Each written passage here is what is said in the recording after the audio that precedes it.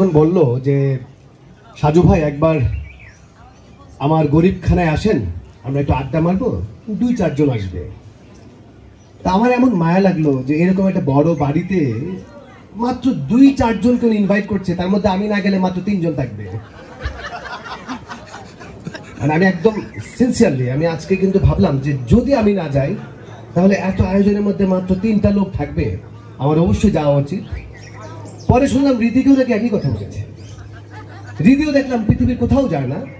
আজকে সকালে রীতি ঘুম থেকে উঠে বলছে তাড়াতাড়ি রেডি হও, আমাদেরকে তানভীরের বাসায় যেতে হবে। মানে কেন, তুমি তো কোথাও যাও না? না, মাত্র 3-4 জনকে বলছে, তো আমি আর তুমি না গেলে মাত্র 2 জন থাকবে। না না, একদম ব্যাপারটা আমি জানি না, আপনারা নিশ্চয়ই জানেন যে 3-4 জন আসবে। তা আমি ওই প্রস্তুতি নিয়ে আসলাম যে 3-4 জন লোক থাকবে, সারাদিন আমরা সুইমিং পুলে ধাপাধাপি করব, এটা করব সেটা করব, আমাদের কথা শেষই হবে না আজকে। কিন্তু আমি যখন এসে দেখলাম যে এত গাড়ি, তখন ভাবলাম ভুল জায়গায় আসলাম, যে এটা বোধ হয় না। তারপর একজনকে জিজ্ঞেস করলাম যে এটা কি আমাদের তানভীর তারেকের বাসা? বলছে জি ভাই। এই বাসাই তো। তারপর যখন বাসায় ঢুকলাম, প্রচন্ড ক্ষুধার্ত যে আমরা খাবো, আমি দেখলাম যে ডাল ভাত থাকার কথা। আমি দেখি ডাল ভাত নাই, ডাল আছে, ভাতও আছে, কিন্তু শুধু ডাল ভাত যে থাকার কথা তা কিন্তু নয়।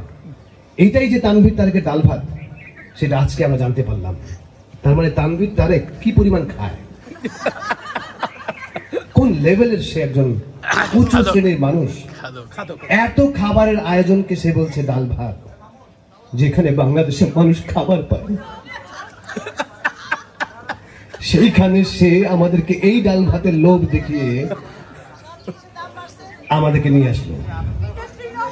তারপর এখানে এসে যাদেরকে দেখলাম, বিশেষ করে আমার প্রিয় বড় আপা, ছোট আপা, মেঝো আপা, তাদেরকে দেখে মনে হচ্ছে এলাকায় দাম বেশি বাড়ে নাই। এই পৃথিবীতে একজনই শুধু হক কথা বলে। আগে বলতেন ইনামুল হক, এখন বলে জনি হক। জনি হক ঠিক আছে নাকি? উচিত কথা বলো না? জনি হক সব সময় উচিত কথা বলে, তানভীর তারেকও উচিত কথা বলে। তানভীর তারেকের প্রোগ্রামে যখন আমরা যাই, তখন আমার মনে হয় কি যে এই প্রোগ্রামটা আমি ছাড়া বোধ হয় আর কাউকে দেওয়া হবে না। এবং তানভীর তারেক যেভাবে আমাকে প্রশ্ন করে, আমার মনে হয় উনি ওনার জীবনটা বোধ হয় আমাকে নিয়েই গবেষণা করেন। এবং আমি এই বিশ্বাস নিয়ে এই প্রোগ্রাম করে ইন্টারভিউ দিই, কিন্তু পরে সকলের প্রোগ্রাম দেখে আমি আহত হই, কিন্তু সবার সম্পর্কে জানে।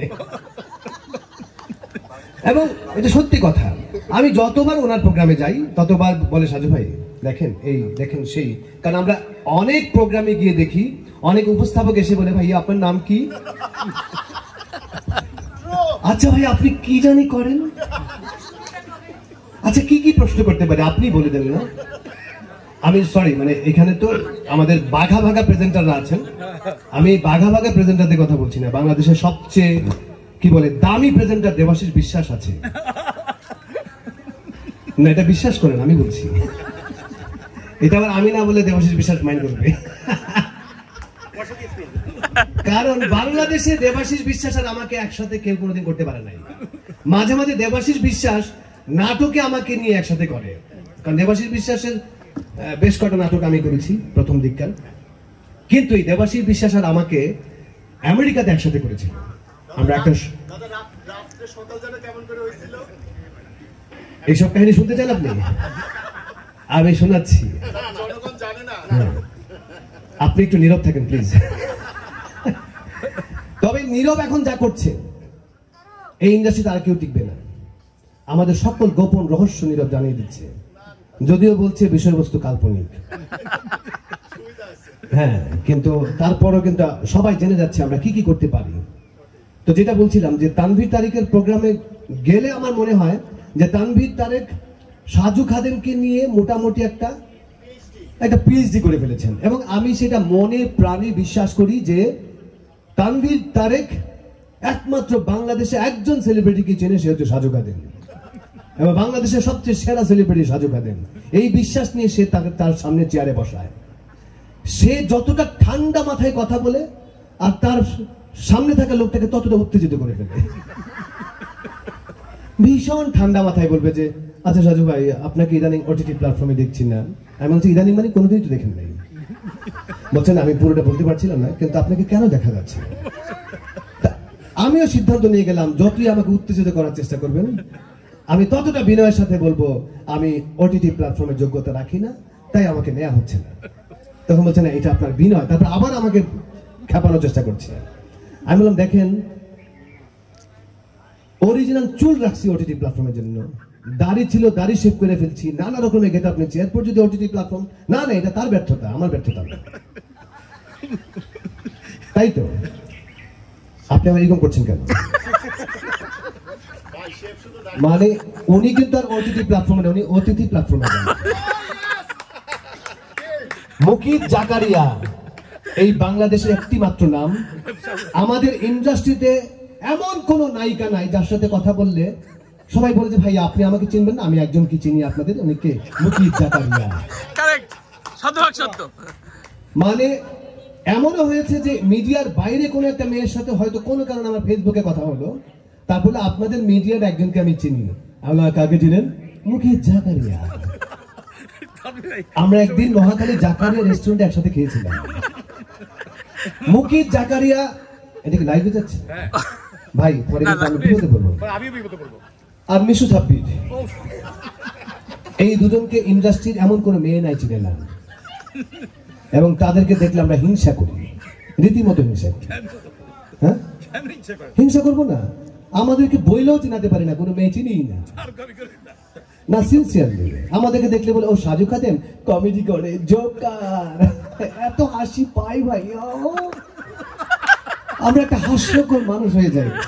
একজন মানে এমন, আমরা এয়ারপোর্টে আমি মিলন আর কে যেন যাচ্ছিলাম অস্ট্রেলিয়াতে, এবার বোধহয় কোনো মেয়েই ফোন দিল নাকি, এটা কেউ শুনলো নাকি লাইভে?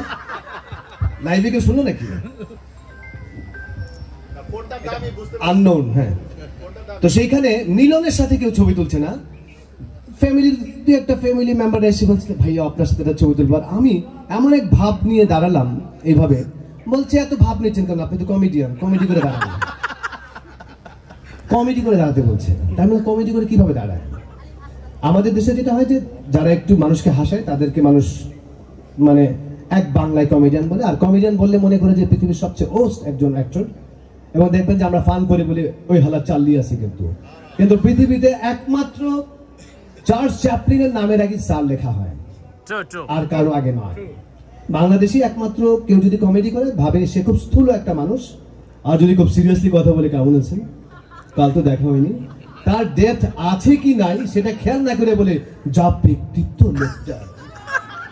বাংলাদেশের সবচেয়ে ব্যক্তিত্বহীন লোক ছিলেন এটিএম শামসুজ্জামান, হুমায়ুন ফরিদি এবং হুমায়ুন আহমেদ। কারণ হুমায়ুন আহমেদের চেয়ে কমেডি ভালো কেউ বুঝতো না। যে কোনো কমেডি শো হলেই বলে কি আচ্ছা আমরা কি টেলিসামাদকে আনতে পারি না বিচারক হিসেবে, মানে ধরেই নেয় যে কমেডিটা বুঝবে শুধু যারা একটু ক্যারিকাচার করে। কিন্তু আমার তো মনে হয় কমেডি সেই লোকটা ভালো বুঝবে যে লোকটা যত মেধা আছে, নাকি দেবাশিস বিশ্বাস? ঠিকঠাক তো এইরকম আমাদের প্রায় হয়। যেমন একবার তৌকির আহমেদকে একবার দেখে এক লোক বলছে আল্লাহ আপনি তৌকির আহমেদ, তবে হ্যাঁ সমস্যা কি? বলছে না আপনার এত ফ্যান আমি, আপনি ইত্যাদিতে কমেডি করেন না? লোকেরা বলছে বলতাম না আপনি কাকে দেখছেন। আসলে সেই লোকটার দৃষ্টিতে পৃথিবীর সবচেয়ে সেরা প্রোগ্রাম ইত্যাদি, আর সেখানে কমেডি করেন, সেটাই সবচেয়ে বড় তার জন্য একটা কমপ্লিমেন্ট হতে পারে। সেই জন্য আমরা এইভাবে মাঝে মাঝে ফেস করি না?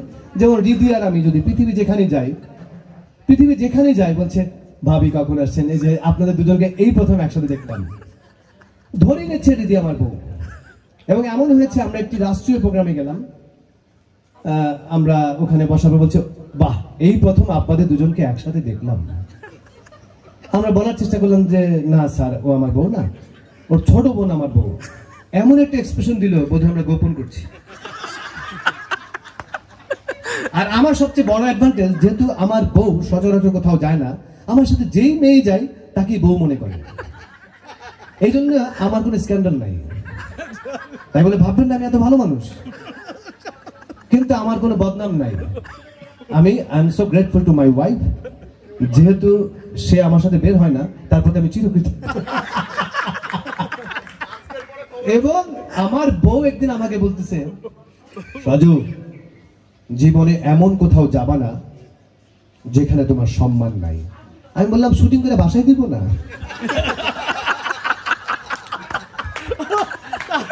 এই কথাটা শোনার পর সবচেয়ে বেশি হাসছে মুকিত জাকারি। মুকিত ভাই তাই কি বাসায় তাই হয়? হ্যাঁ আমি চুপি আছে ভাই, কোনো সমস্যা নাই। আপনি যেগুলো বলেছে সেগুলো রাত 11টার সময়। এবং মুকিত ভাই কিন্তু একবার, এখানে অনেকটা এটা বলছে, মুকিত ভাই একবার প্রায় এটা করে, একবার ভাবি বুঝতে পেরেছে, মুকিত ভাই পাশের বাসার এক ভাবিরে নিয়ে বাংলা সিনেমা দেখতে গেছে। তো ভাবি মুকিত ভাইকে বলতেছে, ভাবি মুকিত ভাইকে বলতেছে, মুকিত শুনলাম তুমি নাকি পাশের বাসার এক ভাবিকে নিয়ে সিনেমা দেখতে গিয়েছো? হ্যাঁ। আমাকে নিয়ে যাওনি কেন? আসলে আজকাল যেই সিনেমা আসে ফ্যামিলি নিয়ে দেখা যায় না।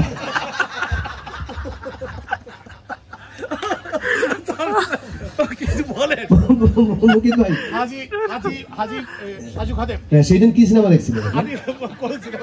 না উনি আবার সিনেমাই দেখে না। অনেকে থাকে না সিনেমা হলে যায় কাউকে নিয়ে, কিন্তু সিনেমা দেখে না। ব্যাপারটা তাই ছিল। আমি কোন নাটক সিনেমা দেখি না। এই যে একই ব্যাপার, তানভীর তারেকের প্রোগ্রামে মুকিত জাকারিয়া কিও ভাবছিল সেই বোধহয় সবচেয়ে সেরা। সে বলে আসছে যে এই তা আমি যেটা বলছিলাম যে তানভীর তারেক বিশ্বাস করাতে পারে তার গেস্টকে যে এই মানুষটি আজকে আমার প্রোগ্রামের রাজা। আমরা জানি যে বাংলাদেশে একটা ল আছে, সেই লটা হচ্ছে যেদিন একটি ছেলে বিয়ে করতে যাবে, বিয়ের বহর যখন রাস্তা দিয়ে যাবে, তখন সে যদি কোনো সিগন্যাল না মানে তাকে অ্যারেস্ট করতে পারবে না। এবং নিয়ম হচ্ছে ট্রাফিকে তাকে সালাম দেয়া, কারণ এত বড় দুঃসাহসী কাজ করতে যাচ্ছে, ওর কেউ আটকাবি না। ও আগে যাক, আগে বিয়েটা করুক, তারপরে সালাম তো ওই দিবে সবাইকে। মনে রাখবেন পৃথিবীতে প্রত্যেকটা মানুষকে একবার হলেও বিয়ে করা উচিত। কারণ কি, জীবনে সুখটাই বড় কথা নয়। কে বেশি হাসলো? একটা মেয়ের কণ্ঠে বেশি হাসি দিলাম। কি ব্যাপার ভূমিদেবা, এত হাসলেন কেন? আচ্ছা যাই হোক, আমরা আসলে যেটা আবারও ঘুরে আসি তানভীর তারেকের কাছে। আমি মাঝে মাঝে অবাক হই যে তানভীর তারেক একটা গেস্টকে নিয়ে তার যেই গবেষণা থাকে, তার যেই বিশ্লেষণ থাকে, সবকিছু মিলে সে যখন আমাদেরকে প্রশ্নগুলো করে, আমরা সেই প্রশ্নের উত্তর দিতে আনন্দ পাই। এবং আমার মনে হয় এই প্রশ্নগুলো আসা উচিত। কি খাচ্ছেন, কবে থেকে খাইলেন, কিভাবে শুরু করলেন, প্রিয় রং কি, তারপর ভাইয়া এটা কি সেটা কি, এগুলার বাইরে যে প্রশ্ন করা যায় সেই প্রশ্ন আমরা তানভীর তারেকের কাছে পাই। তানভীর তারেক দুর্দান্ত একজন হোস্ট, সেটি আবার আজকেও প্রমাণ করেছে। আজকে এত কথা যেন আমি ঠিকঠাক মতো বলি, তানভীর তারেক সেই জন্য আমাকে আজকে ভালো করে খাওয়াইছে, যা আমার সম্পর্কে একটু বললেন। কি তাই বলেছেন? আচ্ছা, আমি সত্যি আমি তানভীর তারেকের ভীষণ ফ্যান। সব কষ্ট করছে অনিমা। আরে বাবা আসতেছি তো বাবা, এত পাগল হয়েছেন কেন? আমার রাতটা পার করতে হবে তো। আমি তো আপনার বিয়েটা এখনো দেই নাই। সো এই তানভীর তারেকের প্রোগ্রামে প্রথম আমার প্রোগ্রামে যাওয়ার ইতিহাসটা খুব সুন্দর। বলেছি দেখেন সে ভুলে গেছে, আমি ভুলে নাই। আমাকে উনি শিডিউল নিলেন, নিয়ে বলেন অনেকদিন আলাপ হচ্ছে কবে যাব। যেদিন শিডিউল ফাইনাল করলেন সেদিন আমি রওনা দিলাম। রামপুরা ব্রিজের সামনে এসে ফোন দিয়ে বললাম আমি কোথায় ঢুকবো? আপনি আসতেছেন? হ্যাঁ, এটা তো ক্যান্সেল হয়েছে আজকে প্রোগ্রাম। আমি আজকে প্রোগ্রাম ক্যান্সেল মানে কোন কি? আপনাকে জানানো হয় না? বললাম না, আমি তো আসতেছি। তখন উনি বললেন সরি, এটা আমার দোষ, জানাতে পারে না। আমার এমন রাগ হইল, কি ধরনের কথা। আমি প্রোগ্রাম প্রায় কাছাকাছি চলে আসলাম, উনি আজকে আমি ফোন দিয়ে জানতে পারলাম এই প্রোগ্রাম হচ্ছে না। তখন আমি ভাবলাম আমি বোধহয় পৃথিবীর সবচেয়ে দুর্বল আর্টিস্ট, যে আমাকে জানানোর প্রয়োজন মনে করলো না। কিন্তু তারপরেও আবার তার প্রোগ্রামে গিয়েছি, তার মানে বুঝতে হবে সেই মানুষটা কোন লেভেলের প্রিপারেশন নিয়ে পরে আমাকে ডেকেছেন। এবং দুর্দান্ত। যাওয়ার আগে যদিও কয়েকটা টিকটক খেলতে হয়, এবং সেটা এখন পর্যন্ত আমি আমার বল ব্যাট থেকে পড়ে নাই, এখন পর্যন্ত পড়ে নাই। আমার বলগুলো ঠিক আছে, আমার বলগুলো ঠিক আছে। আর আমি অনেকদিন পর জানলাম যে আমার প্রিয় একজন গায়িকা তার বউ। তারপরে আমি স্মরণ করার চেষ্টা করলাম আমি এমন কি কিছু করছি যেটা আবার তানভীর তারেককে গিয়ে বলতে পারে। কারণ আমার এই গায়িকাটাকে আমার অসম্ভব পছন্দ। মানে বলি কি এত সুন্দর কিভাবে গায়, এই মানুষটিকে আমাদের দেশের নাকি? পরে শুনলাম আমাদের দেশে, কিন্তু সেটা শুধু আমাদের দেশেরই না, আমার বন্ধুর বউ, সেটা জেনেছি পরে। কিন্তু তার আগে আমি ভাবলাম আমাদের হয় না একটা মানুষকে গানে ভালো লাগলে অনেকভাবেই ভালো লাগা শুরু করে। তাই আমি ভাবলাম আচ্ছা এমন কি কিছু করেছি যেটা গিয়ে বলতে পারে আচ্ছা সাজু খাদেন কি যেন বলতে পারে না, হ্যাঁ কোন না উনি না কি কি জানে করে। পরে আমি এটা বুঝতে পারলাম যে কিছু করলেও তানভীর তারেক বলবো সাজু ভাই এ একটা মানে দুষ্টু লোক, ফাইজলামি করতেই পারে, এগুলো মনে করেন উনি কমেডি করে তো। আমি কি এরকম, হ্যাঁ একটু জোরে বলেন না, ও বলবে না। আচ্ছা ঠিক আছে, তো আমরা এই দুজন একসাথে আজকে আমাদেরকে যেই মানে কি বলবো আপ্যায়ন করলো এবং যে আয়োজনটা করলো সত্যি ওয়ান্ডারফুল। মানে এইভাবে ঢাকা থেকে একটু দূরে এসে এইভাবে আয়োজন হয় না। আমাদের তো ঢাকা থেকে দূরে যাওয়া মানে হচ্ছে picnic, rifle draw, pillow passing, cricket খেলা, এই সেই করতে করতে আর নানা বাহারি রঙের শাড়ি, বাহারি রঙের মানুষ কেউ এসে বলে চিনো না নানা রকমের লোক থাকে। কিন্তু একবার জাহিদ ভাই এসে এক মেয়ে বলতেছে এই জাহিদ ভাই কেমন আছো? জাহিদ ভাই কোমাই কেডার গো তুমি আমার তুমি করে বলতেছো, চিনো না না বলে পেটে চিমচি দিছে একদম। জাহিদ ভাই কম আরে আমি তোমার শুনুন কেমন আমার একটু বলো। তারপরে একটা ছবি বাই করলো, কোন এক নাটকে সে অভিনয় করছিল, তারপর সেলফিও আছে। তো আমি এরপর থেকে আর কারোর সাথে সেলফি তুলি না, কারণ কোন সময় সে বলবে চিনো না না। তো এইরকম চিনো না না চ্যাপ্টার আমাদেরকে আজকে পড়তে হয় না। আজকে আমরা সবাই সবাইকে চিনি। এইভাবে চেনা মানুষের সাথে আড্ডা মারার অভিজ্ঞতা সব সময় এত বড় পরিসরে হয় না। সেই জন্য তানভীর তারেক এবং আমাদের অনিমা, আপনাদের দুজনকে অনেক ধন্যবাদ। আর একটু পরে আজান করবে, আমার বেশি কথা বলা ঠিক হবে না। এবার কথা বলবেন মুকিত জাকারিয়া। সেই ক্ষেত্রে ফরিদি ভাই কি করতে পারত? অরুণা বসো তুমি। অরুণের সাথে আমার অনেক ছবি করেছে। অমরেন্দ্র বিশ্বাস মেয়ে আমার ভীষণ প্রিয়। তানভীর তারেক তোমাকে অসংখ্য ধন্যবাদ, আজকে এরকম একটা গ্যাদারিং তুমি করেছো। আজ আর পরে কথা বলবো।